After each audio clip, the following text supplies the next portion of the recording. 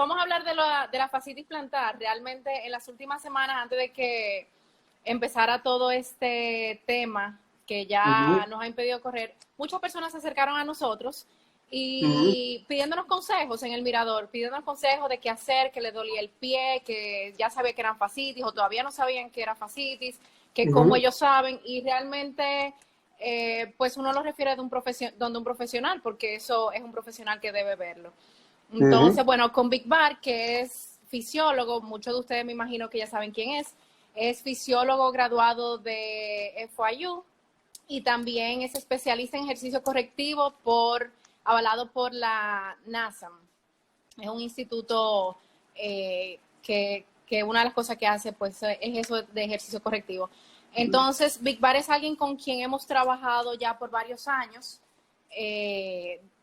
Incluso hemos tenido ciertos proyectos juntos y también fue profesor nuestro, así que nada, qué mejor persona para hablar de la fascitis plantar que Big Bar. Entonces, nosotros tomamos unas cuantas preguntas previas que nos hicieron para ya más adelante en el live ir respondiendo.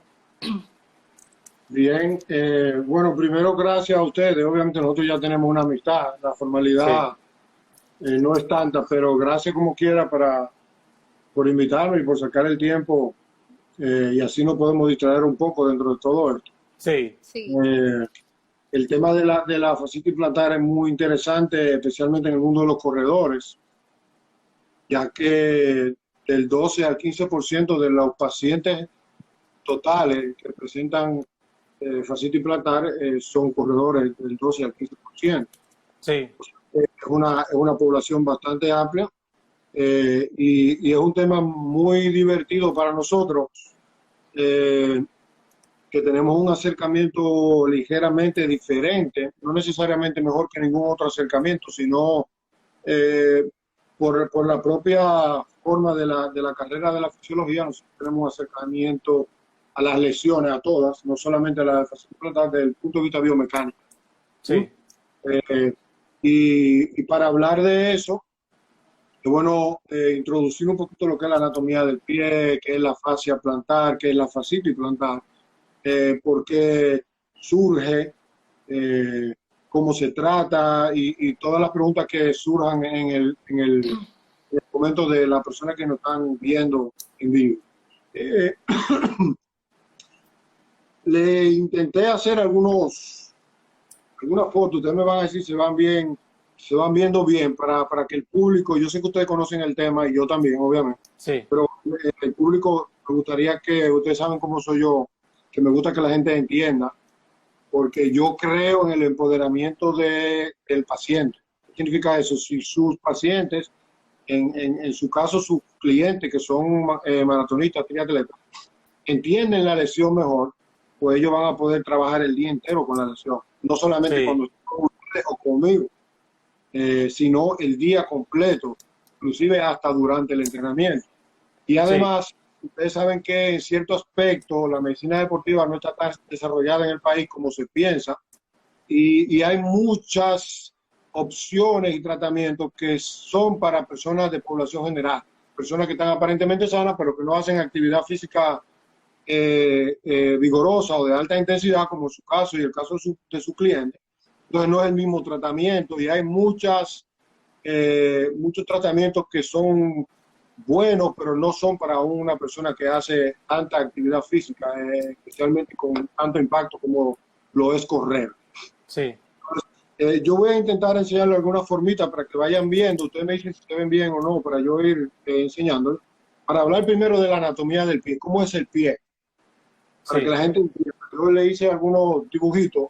Bueno, yo no hice esto, porque ustedes saben que yo dibujo bien feo. Sí, se ve. Sí, ahí, justo ahí. Si quiere alejarlo un poquitico para que se vean los dedos, ahí. Exacto. Entonces, el pie, ese es un pie en una vista lateral, ¿no? Como si usted se estuviera mirando el pie de lado. Voy a tratar de usar los términos lo más llanos posible para las personas que me imagino la mayoría no son profesionales de la salud. Entiendan. Este es el peroné y la tibia, que están en diferentes colores. Sí. Tenemos el hueso calcáneo, que es con el hueso que apoyamos el talón. Tenemos el astrágalo, el pie se divide en tres partes, el tarso, el metatarso y las falanges. Ve que están en diferentes colores. Sí. Y entonces en el tarso tenemos el calcáneo, como le recordé ahorita, el astrágalo, ¿sí? Tenemos las cuñas, los cuneiformes, y después tenemos la falange, que están más para acá. Tengo la foto al revés, me disculpa si voy poniendo el de donde no es. ¿Sí?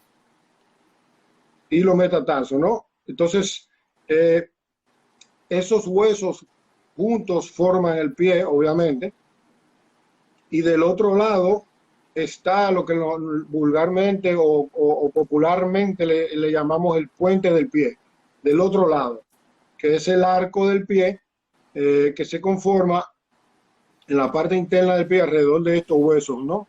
Sí. El pie tiene dos arcos, el arco longitudinal y el arco transversal, el arco que va así del pie, ¿no? Y el arco que va transversal al pie, del ¿no? otro lado. Exacto, entonces ahí en esa área es donde nace, pero donde se origina y se inserta la fascia plantar o la aponeurosis plantar. ¿Sí? ¿Qué es la fascia plantar? Para allanar el término un poquito más, es una lengüeta de tejido conectivo de tipo fibroso que se superponen una sobre otra y que a su inserción se dividen y forman, le tengo otro dibujito aquí, y forman como una manita que van insertadas hacia las falanges. Si lo pueden observar aquí, déjenme ver. Sí, ahí. se ve. Sí, ahí se ve la planta. Exacto, entonces se origina en la parte medial de la apófisis plantar, que es en la parte de adentro del calcáneo, la parte medial, la parte que mira un pie con otro, es donde se origina, justo debajo del calcáneo. El pie que yo le estaba enseñando ahorita estaba así, ¿no? Este se lo pongo así. Y hay esa lengüeta que ustedes ven de tejido fibroso que después se bifurca o se divide en 5, porque si fuera bifurca solamente fueran 2, hacia cada dedo del pie, justo debajo de las falanges proximales, o sea, los huesitos del dedo que están más cerca del pie. Sí. Entonces, ese tejido conectivo que tiene una propiedad elástica que sirve como resorte, para aguantar el puente del pie, se irrita, y después vamos a hablar de por qué, y esa irritación es lo que se llama fascitis plantar. Todo lo que ustedes oigan con itis es una inflamación. Entonces, fascitis plantar es la inflamación de la fascia plantar o la aponeurosis plantar. Sí. Muy importante que además de que, porque eso la mayoría de las personas lo saben, que es una inflamación de la fascia, solamente estamos dando una introducción general para después caer en los detalles. Es muy importante, antes de entrar en el por qué pasa, dar algunos números. Por ejemplo, la mayoría, voy a intentar acercarlo. Ustedes me dicen si lo ven mejor que yo, para así yo poder... Uno solo se ve ahí. Ok, si ustedes ven, le voy a dar a grosso modo y después se lo voy a acercar. Esta es la fascia dividida en tres, o sea, la parte de adentro de la fascia, la parte del medio y la parte lateral, ¿no verdad? Sí. Esta es la parte donde se inserta debajo de la falange, ¿no verdad? Y esta es la parte donde se origina debajo del talón, ¿cierto? Sí. Entonces, si yo se lo acerco, ustedes van a ver el porcentaje de inflamación por casos. Ven, que en la parte de adentro, en la parte medial, un 14%, en la del medio un 6%, en la lateral un 5%, en la justo debajo del tobillo tenemos un 52%. Wow, sí. Y un 40 y pico por ciento en la parte medial de adentro, que esto es muy importante que la ubiquen. No sé si se ve muy bonita ahí. Fíjense donde dice 42%. Sí, ahí se aprecia. Al tú señalar, se Entonces aquí, fíjense que aquí está el gran porcentaje de los dolores del pie.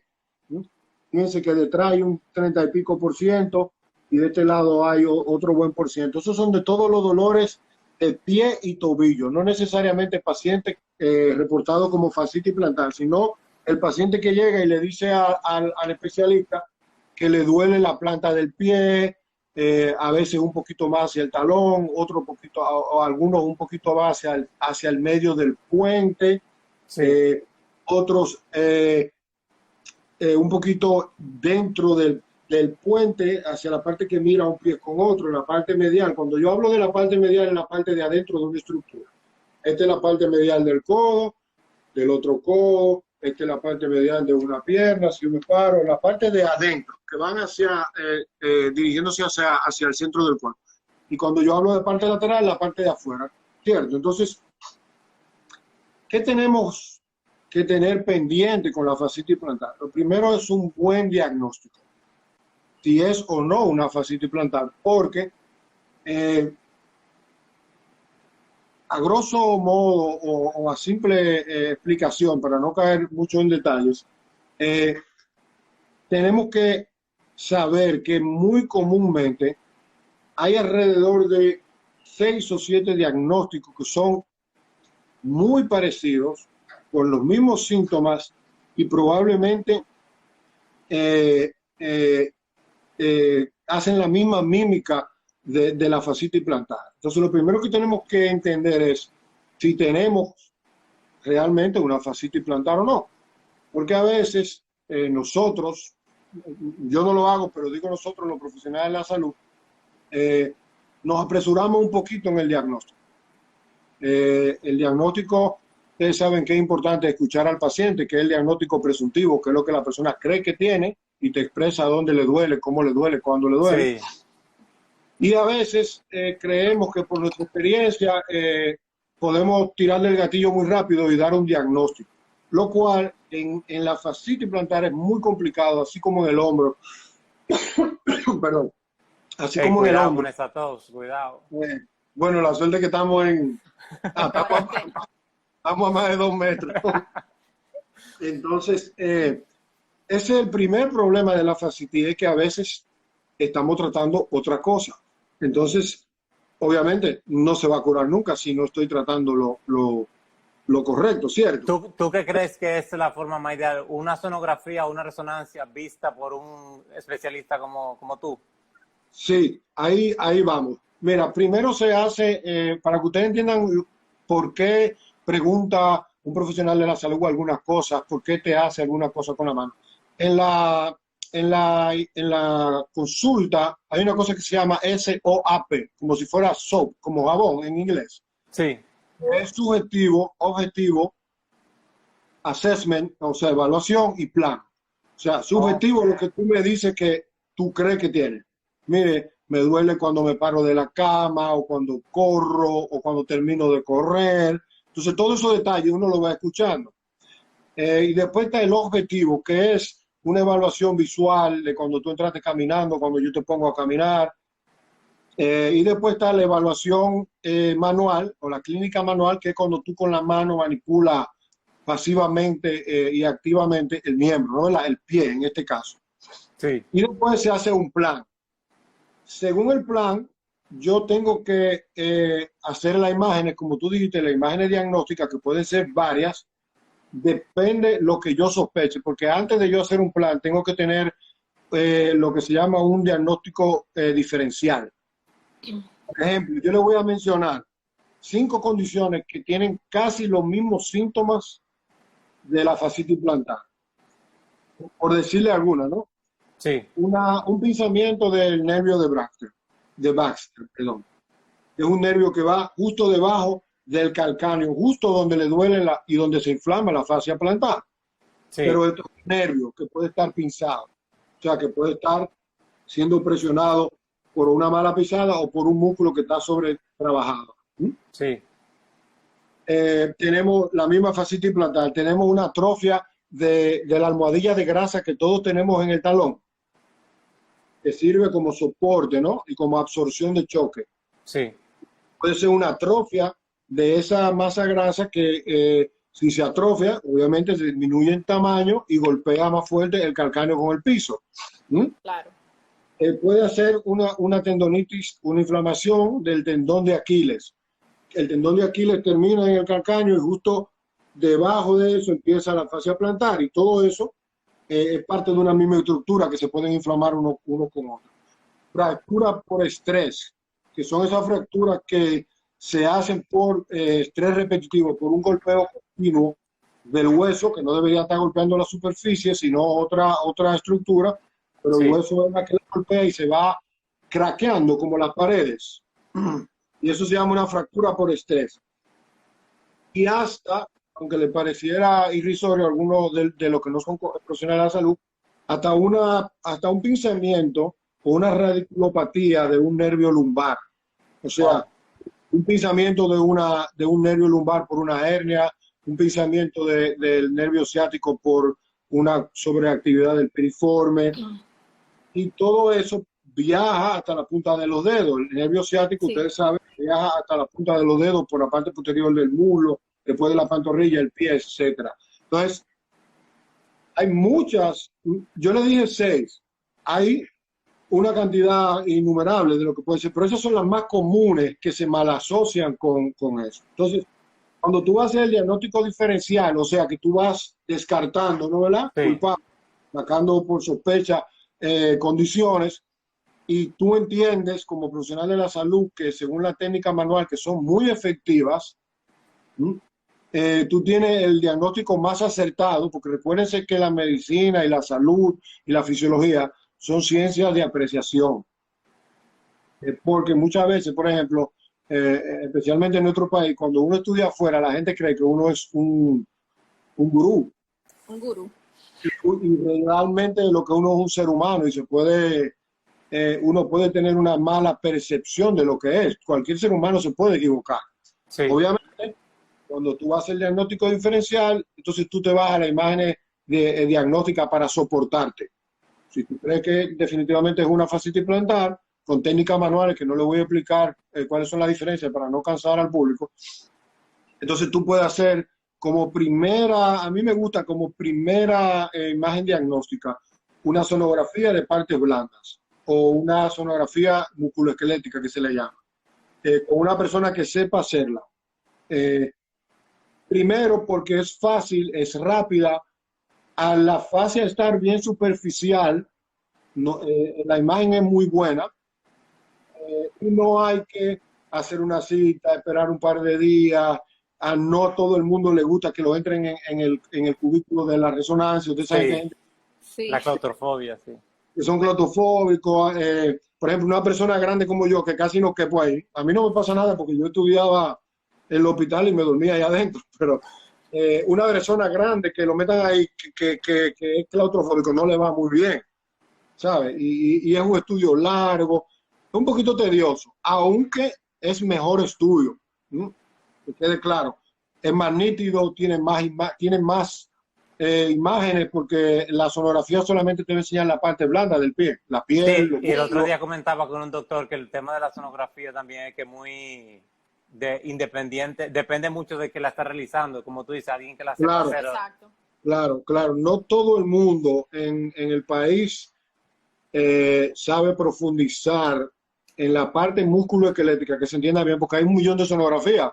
Hay sonografía abdominal para el embarazo, para cualquier otra condición. O sea, hay muchas sonografías, pero musculoesquelética en sí, no todo el mundo, como decimos nosotros, le mete el guante a eso. Primero, porque los especialistas de la salud que trabajamos mucho en la biomecánica,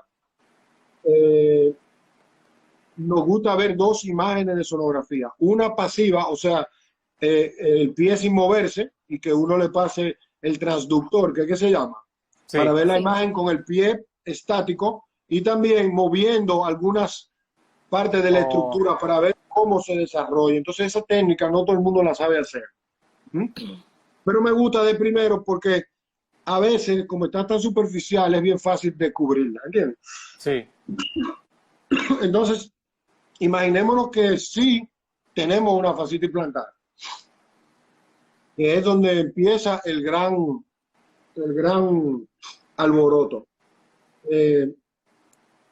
La mayoría de las lesiones, que yo siempre lo repito, excepto sean traumáticas, o sea, un golpe, que se cayó, no estaba mirando un contén y pisó un pie, una parte arriba y otra abajo, o una piedra que usted no estaba viendo porque iba por la grama, por ejemplo, y había un peñón. Excepto sea un trauma, la mayoría o todas las lesiones son de trauma repetitivo. O sea, una técnica que está mal hecha, no necesariamente una técnica de correr, sino su forma del cuerpo no está bien ejecutada y empieza a presionar o empiezan estructuras a coincidir entre ellas o a friccionar entre ellas y es que se produce la inflamación, la rotura, etcétera. Entonces, sí. Lo primero que uno debe hacer, porque cuando ya usted está lesionado, el juego cambia. Y a mí me gusta que la persona no se lesione, aunque se oye contradictorio porque ese es mi trabajo. Pero realmente, ¿qué debe hacerse una persona?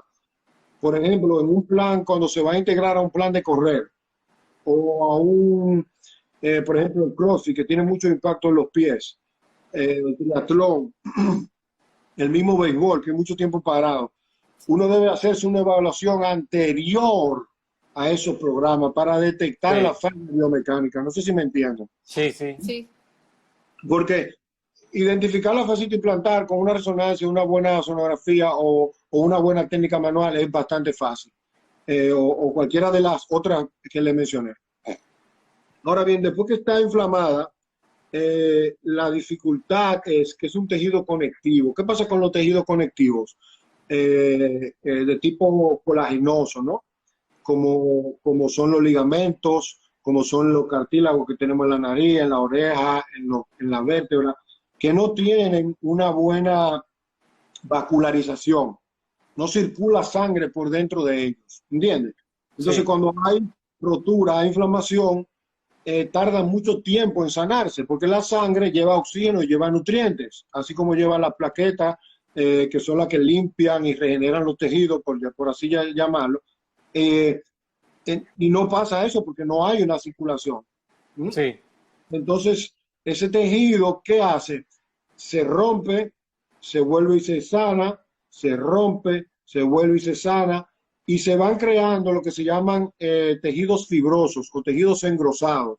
Sí, porque un tema, yo que he padecido de ello, un tema con la fascitis es que puede ser, a veces hay gente que le da un caso grave, que se para de la cama y está llorando, pero en muchos corredores no pasa, que es una penita, yo puedo correr con eso, entonces se te empeora y baja los kilómetros par de días, pero después vuelve, entonces ese vaivén no se mantiene ahí. Claro, ese vaivén es peligroso y yo les recomiendo siempre a las personas que no viven o no se sostienen económicamente del deporte, que es lo que mucha gente hace, por estar en la moda, llevan muy profundo el tema de aguantar los dolores. Por querer decir que corren o que hicieron tal maratón, siempre va a haber maratones y te puede hacer como puede hacer uno en abril, lo puede hacer en diciembre, ¿entiendes? Pero la gente, ustedes saben que son entrenadores de corredor más que yo, que la gente se pone en fiebre y se deja llevar y se lastima. Sí. Entonces, ¿qué pasa con los tejidos conectivos? Que cuando se lastiman son difíciles, porque como yo le dije, se hace un tejido cicatrizante que se engrosa. Entonces, un tejido que es elástico, que se engrosa, pierde su elasticidad. Y entonces se rompe mucho más fácil. No sé si me entienden. Sí. Entonces, mucha gente me pregunta ¿por qué surge la fascitis plantar?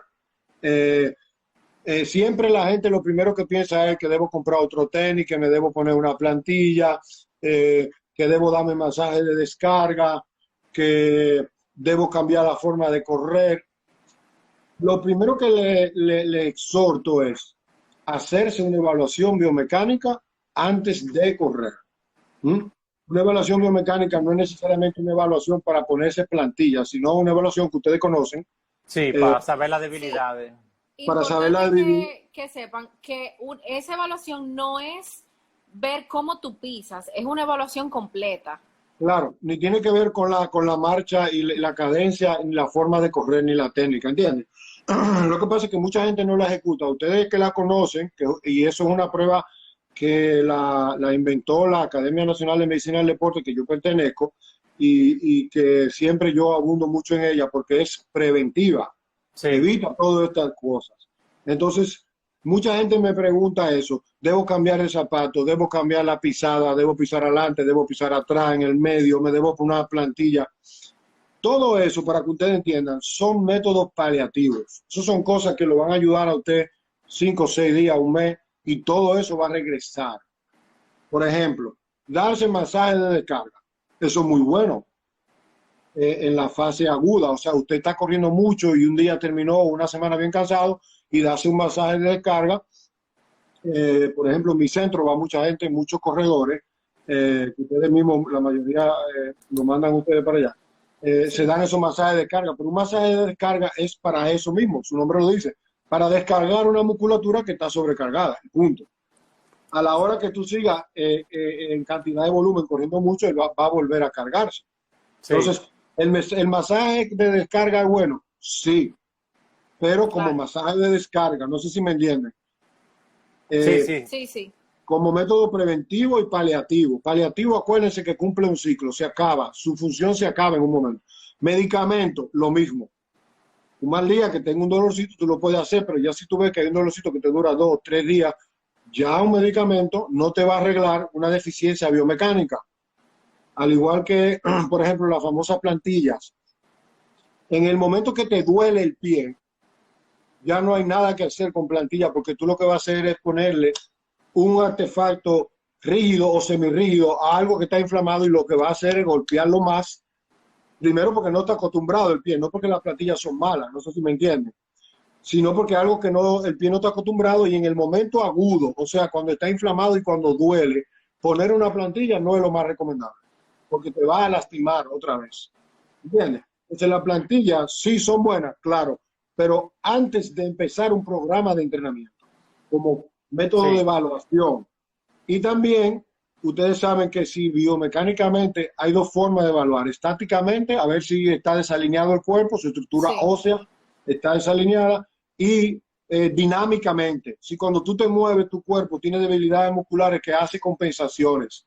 Entonces, esas compensaciones pasa lo mismo en el pie se apoya más de un lado que de otro, y bueno, el lado que más recibe impacto es el lado que más va a lastimarse. Sí, y para que la gente tenga una idea, aparte de esa evaluación, es, por ejemplo, poner a la persona a hacer, que tú no enseñaste, parte de ella, la que es la más común para los corredores, la sentadilla, porque el movimiento, hay otro tipo de evaluaciones, pero por ejemplo, si uno pone a una persona a hacer sentadilla y mete la rodilla, o la pone derecha, o la saca, o saca uno, entonces son todas esas cosas, que incluso hay una tabla que uno dice en el diplomado, que quiere decir, perdón, dime.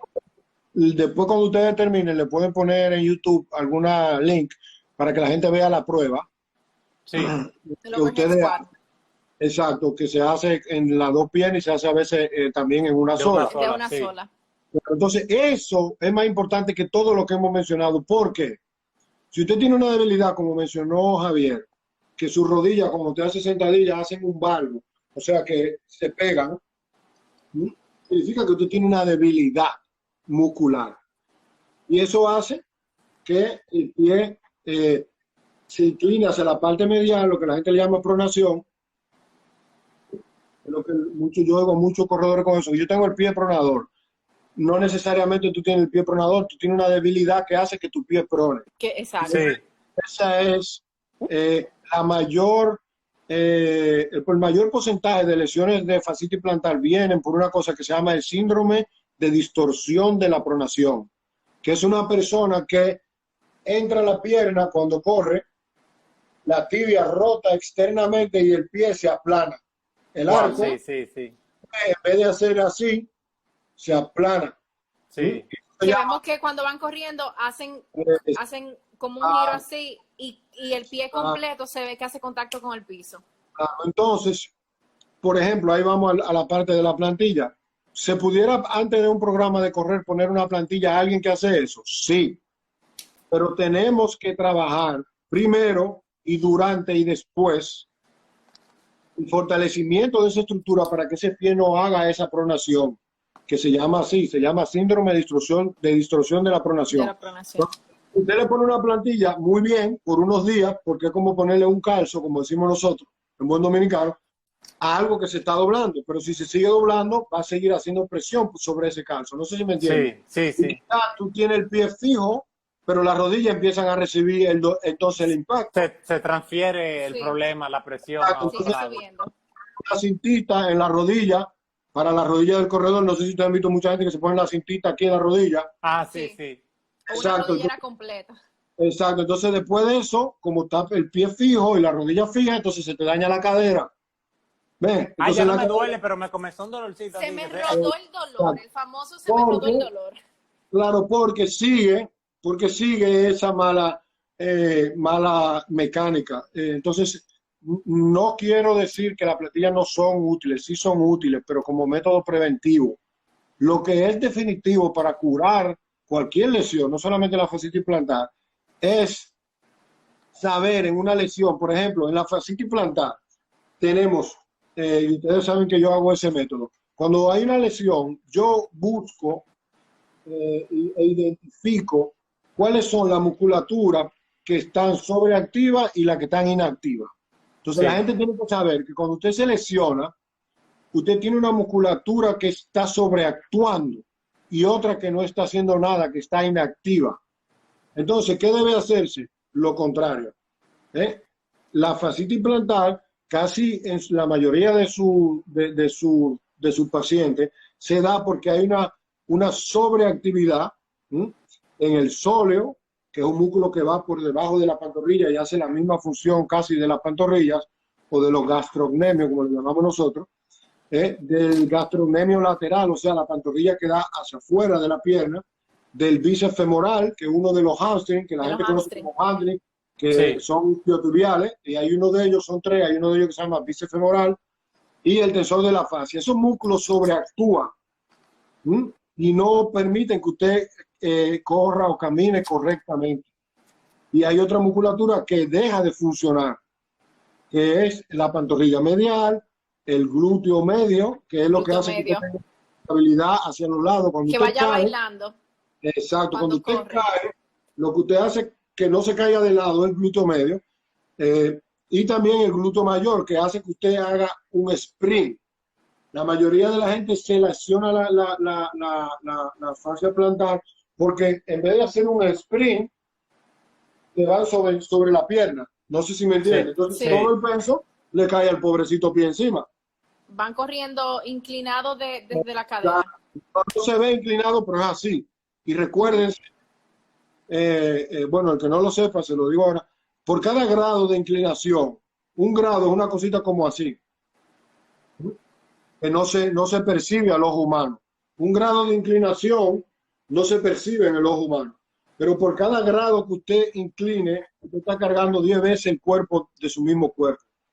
El peso de su mismo cuerpo. Sí. Entonces, si usted tiene 5 graditos que no es visible casi al ojo humano, póngale 3. Y la parte de arriba de su cuerpo pesa 100 libras, usted está cargando 300 libras.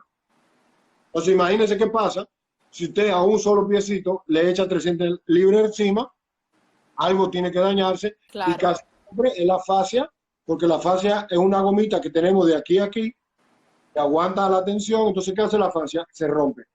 Sí. Entonces, ¿qué uno hace? Uno identifica cuáles son las musculaturas que empiezan a sobrecargarse, la inhibe, o sea, con terapia manual, con agentes físicos, electricidad, terapia manual, técnica de acupresión como objeto, como la técnica de Graston, etcétera. Entonces, esa musculatura usted la inhibe para que se relaje un poco, y la musculatura que está débil usted la activa y después la fortalece para que ese pie entonces mecánicamente sea eficiente.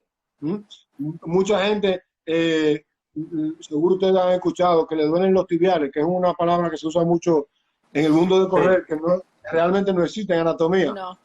Pero o te duele la tibia o te duele el anterior tibial, pero no hay nada. No, los tibiales. Se llama tibiales, excepto tu tibio de temperatura. Pero o te duele la tibia o te duele el anterior tibial, que es un músculo, o la tibia, que es un hueso. Entonces, cuando usted siente eso, muchas veces es que el anterior tibial no está activo y usted lo forza y se sobrecarga y lastima su misma fascia o lastima el periósteo de la tibia por roce. Entonces, ¿qué pasa con eso? ¿Podemos tomar medicamentos? Sí, pero el medicamento tiene un ciclo, ¿m? Y no me va a corregir mi postura. Podemos usar plantilla antes de empezar a entrenar, antes de que salga la lesión, como un método paliativo, o sea, momentáneo, para ayudar a que ese síndrome de la distorsión de la pronación no haga tanto efecto, en lo que yo fortalezco inmediatamente esa estructura. Y pasa lo mismo, me imagino, con la pelotica, que si la pelotica de golf, que el 20 onzas congelado, eso no es una solución. Todo eso usted lo puede hacer, pero la solución está en la continuidad del ejercicio correctivo. ¿Cuáles son las musculaturas que usted tiene débil a la hora de correr y usted tiene que fortalecer? ¿Cuáles son las musculaturas que están sobreactuando a la hora de usted correr y usted tiene que inhibirla? Entonces, ¿que el masaje de descarga funciona? Sí, nosotros damos, por ejemplo, en mi centro 10, 15, 20 masajes de descarga a la semana y son buenísimos, pero eso no le va a arreglar la biomecánica, cómo se mueve su cuerpo. Y así, todos los métodos paliativos son buenos, pero lo primero es prevenir, hacer una prueba biomecánica, dinámica, hacer imágenes de resonancia magnética o de sonografía, etcétera. Entonces, otra última parte que quería comentarles es que casi siempre, para darle algo más generalizado, el dolor de la fascia es el dolor de la mañana cuando usted pisa por primera vez. Sí. Porque hay un dolor muy parecido que cuando usted está corriendo o después que usted está corriendo, que pudiera ser una fractura de estrés, o pudiera ser simplemente que la fascia se está golpeando pero no está lastimada, o pudiera ser el pinzamiento del nervio de Baxter, que no todo el mundo lo sabe identificar, que se puede identificar con una electromiografía. Entonces, casi siempre cuando usted tiene esas 3, 4, 5, 6 primeras pisadas al levantarse y siente que usted está pisando sobre cristal roto, bueno, casi siempre ahí sí hay una posible fascitis plantar. Obviamente hay que verlo, hay que hacer la imagen. Entonces, es muy importante que conozcan estos detalles para que sepan ustedes mismos tratarlo. Además, lo que pregunta todo el mundo, que seguro se lo preguntan a ustedes, casi siempre eso pasa 1 mes o 2 meses o 3 meses antes de un maratón. Claro. Y lo primero que la gente dice es, tengo que dejar de correr. Y ustedes saben que como yo fui deportista y además soy fisiólogo, yo no soy partícipe del descanso total. Pudiera ser que una semana en lo que uno hace la imagen, vuelve donde mí y va otra vez, se toma algunos medicamentos, se pone un hielito en lo que identificamos el problema. Sí es bueno el descanso total para identificar el problema y no seguir corriendo sobre una estructura que está dañada. Pero hay muchas opciones que se pueden hacer a la hora de la fascitis plantar. Y le digo esto porque hay gente que se preocupa mucho cuando falta 2 meses, 3 meses, 1 mes, que es la fascitis plantar, de qué va a pasar. Y en esa preocupación es donde se cometen la mayoría de los errores. El error número 1, usar corticosteroides, inyección de corticosteroides, que son fatales para la fascia plantar porque hace que deshidrata el tejido y hace que se rompa más. A veces puede ser una inflamación de la bursa que está debajo de la fascia y no necesariamente la fascia. Entonces, a veces el corticosteroide no es la mejor opción si tú estás activo en un entrenamiento. Si estás en descanso, bueno, no hay problema. Pero yo preferiría el plasma antes de los esteroides orales o inyectados o cualquier tipo de medicina regenerativa con un especialista, ¿no? Especialmente que sea sonodirigida, que no sea poniendo la aguja ciega por ahí por donde le parezca a uno. Y saber que uno puede hacer otras variedades durante la lesión para no perder la forma física.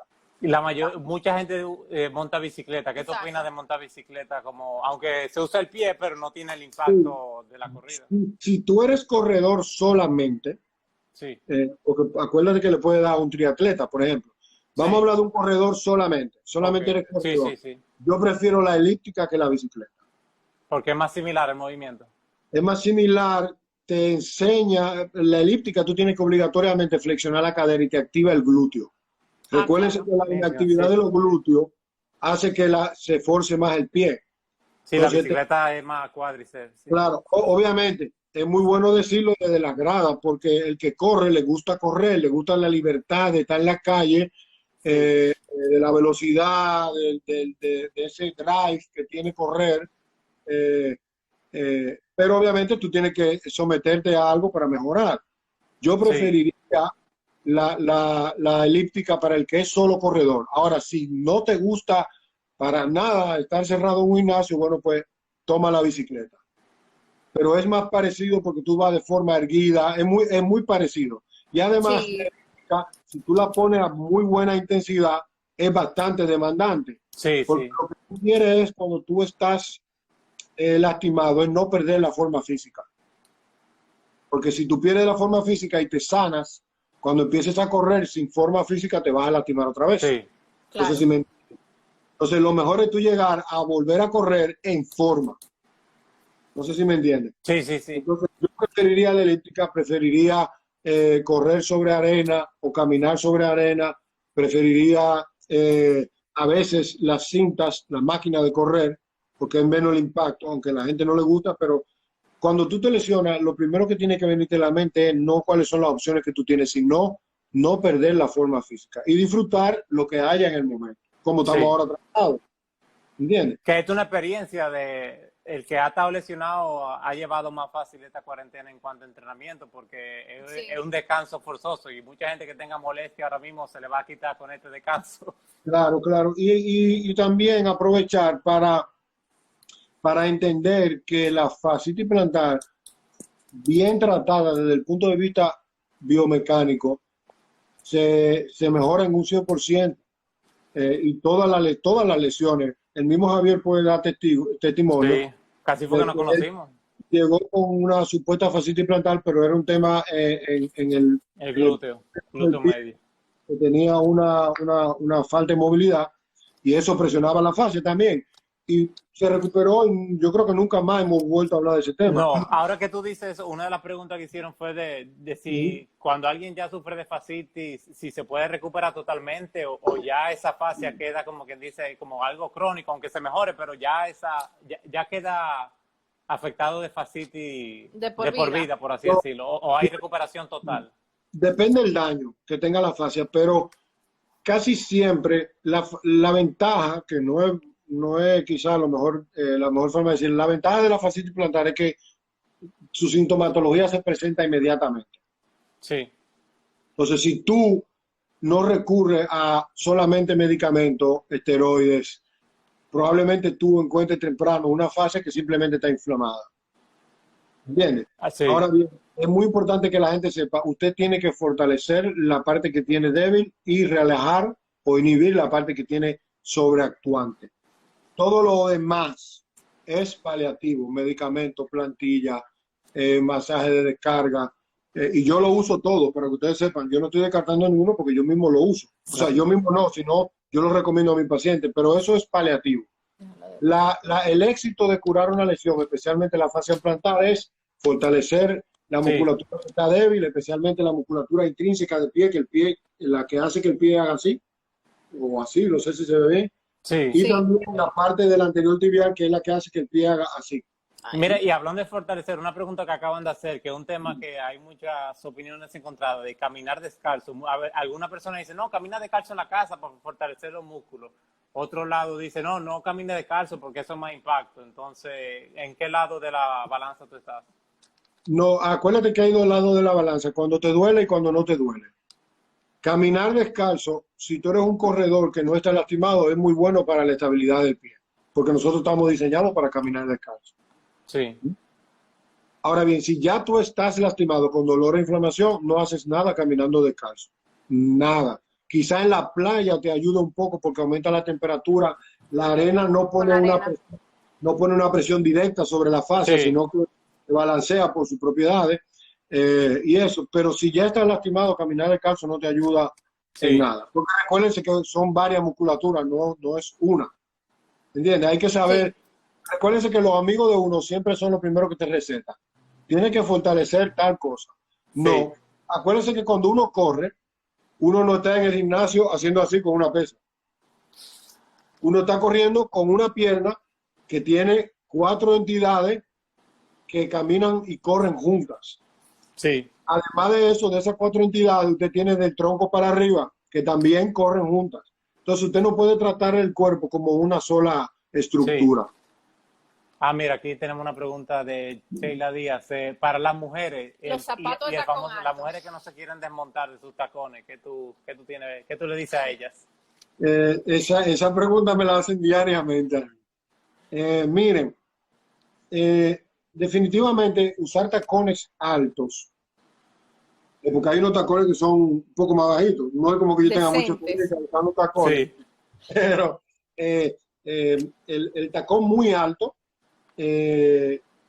sí reduce el tamaño de la pantorrilla, lo que se llama el factor de elongación o la relación de elongación y tensión que tiene que tener un músculo.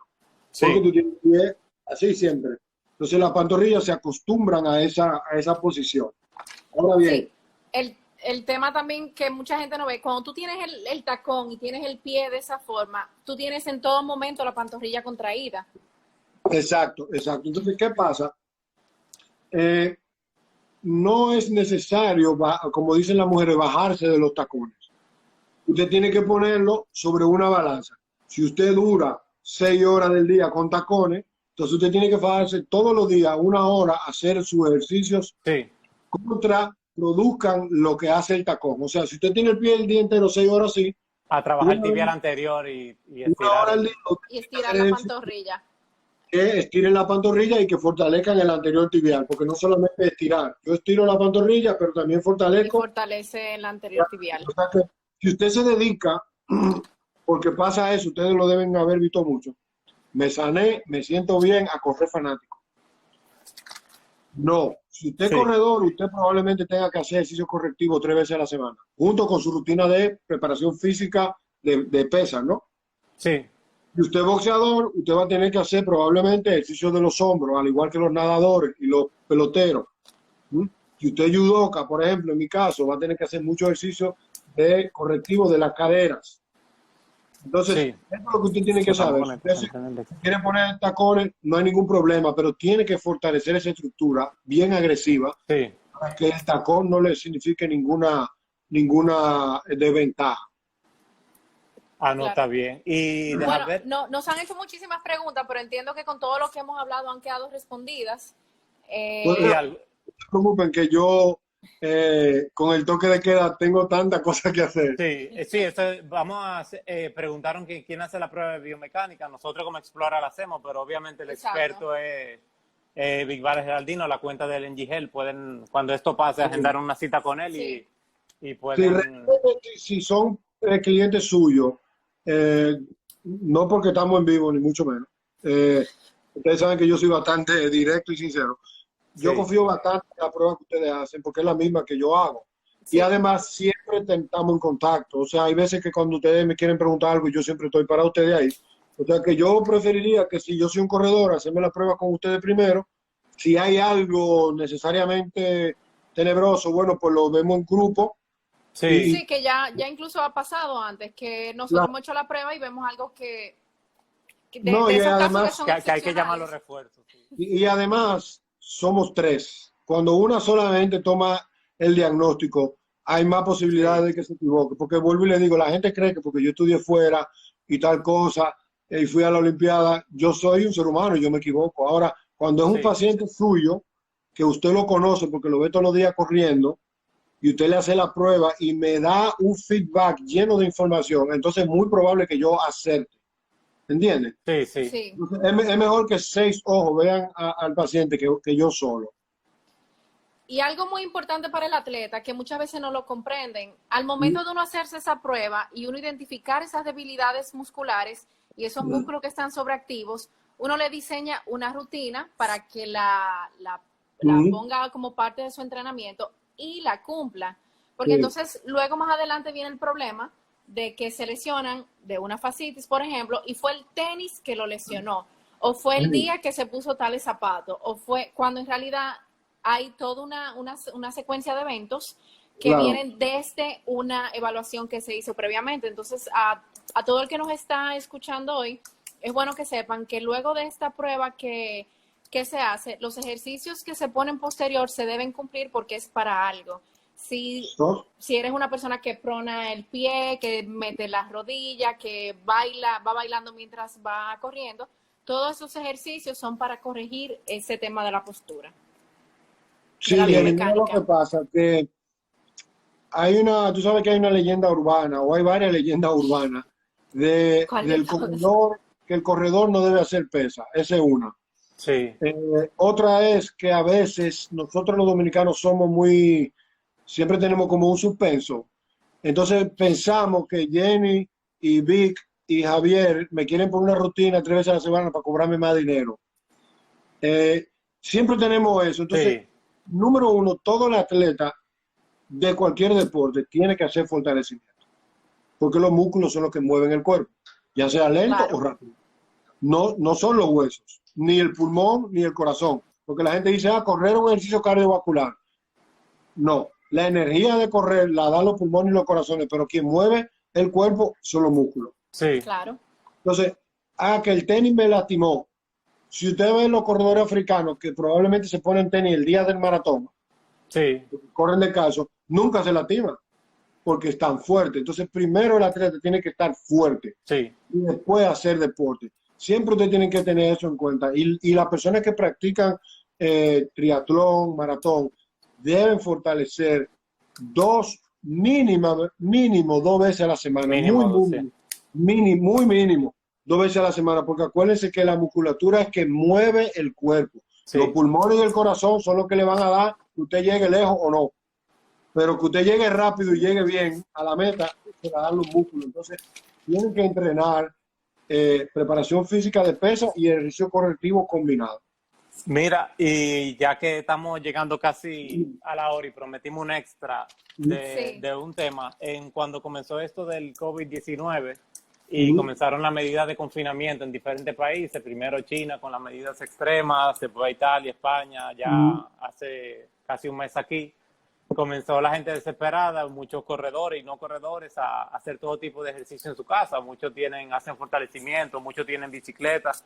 Pero el que no tenía nada o el que es un corredor enfermo, por así decirlo, comenzó, todo el mundo ha visto los videos de que fulano hizo el maratón dentro de su casa, el otro hizo 10K dentro de su casa. Entonces, mucha gente lo ve como un logro, una hazaña, pero realmente han comenzado a opinar profesionales de salud y, por ejemplo, la postura de nosotros, que no es lo recomendable, tú hacer 10 kilómetros, ni siquiera tal vez 5 dentro de tu casa dando vueltas porque tú cargas un lado de tu cuerpo y aunque tú hagas la misma cantidad de giros para un lado y para otro, tú estás haciendo... Y tú cambias la biomecánica al estar corriendo dentro de la casa porque tú no tienes un espacio realmente apto para hacer esa actividad física. Entonces, lo que hablamos anteriormente en relación a las lesiones, una mala biomecánica.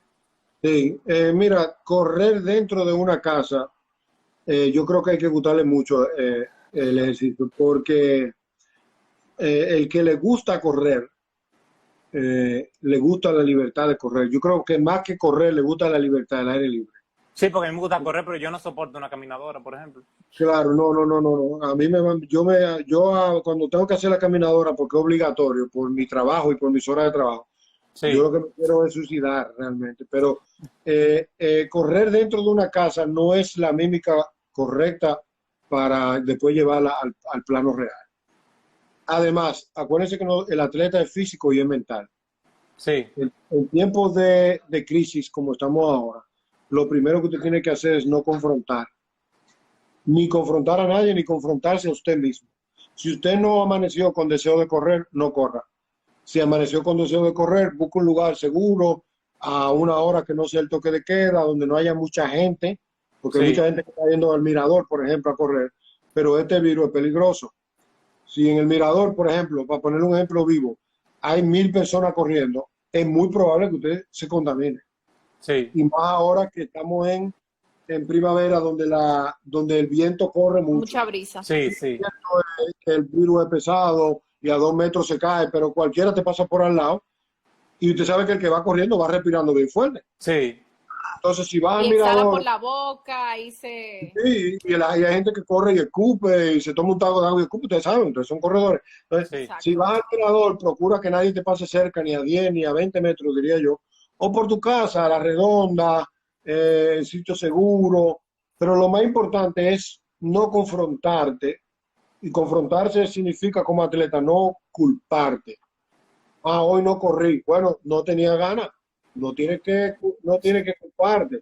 Sí, Ahora, pero hoy mucha gente lo hará para no perder el fitness. O sea, el fitness va para abajo, o sea, el fitness de la corrida Exacto. se va a perder algo. Es mejor tratar de hacer otra cosa, ya sea cardio, workout claro, Y bueno, es un momento, es el momento ideal para uno trabajar sus debilidades.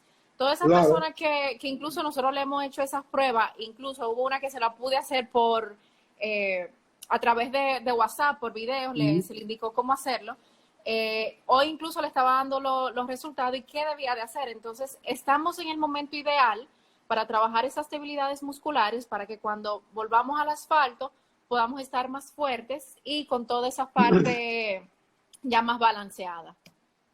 no, y además, miren, yo siempre le comento esto a las personas, especialmente a las personas que corren como hobby. Porque yo, además de que soy profesional de la salud, fui atleta olímpico. O sea, yo Sí, sé lo que es entrenar duro, entrenar con una lesión, porque tienes que rendir.